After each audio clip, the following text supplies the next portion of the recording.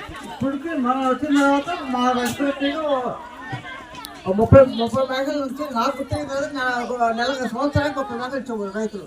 అలాగే ఇప్పుడు 4 బస్తాలు ఇస్తున్నారు. అట్లా పెంచుకుంటూ వచ్చాం. ఏదైనా మనం సాయం చేయాలనే దృష్టి తప్ప రెండో ఆశ కానీ నాకు ఏనాడు లేదు. ఎవరికి సొమ్ము నాకు అవసరం లేదు. పేదవాళ్ళకి ఏమన్నా సాయం చేస్తారు మీరు?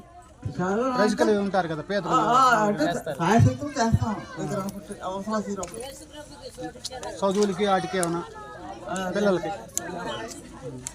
ఎవరైనా లేని వాళ్ళ ఇంట్లో చనిపోతే వాళ్ళకి అంటే ఏదన్నా సంఘం తరఫున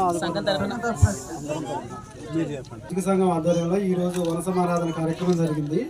మొట్టమొదటిగా ఇది మా అందరి ఆధ్వర్యంలో ఇలా జరగడం చాలా సంతోషంగా ఉంది. ఇలా ఐకమత్యంగా ఇలా చేసుకోవడం అనేది, ఈ కార్యక్రమం జరగడం అనేది మా అందరికీ చాలా సంతోషంగా ఉంది.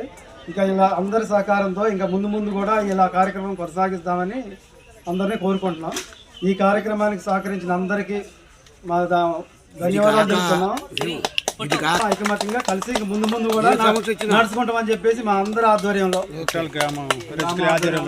రజకుల ఆధ్వర్యంలో చేస్తామని చెప్పేసి తెలియజేస్తాం. అందరం కలిసి ఆదుకుంటాం. ఇలాంటి ఏదైనా ఇబ్బంది వచ్చినా ఏదన్నా వచ్చినా అందరూ ఏం చేసేది కూడా అదే ఏదైనా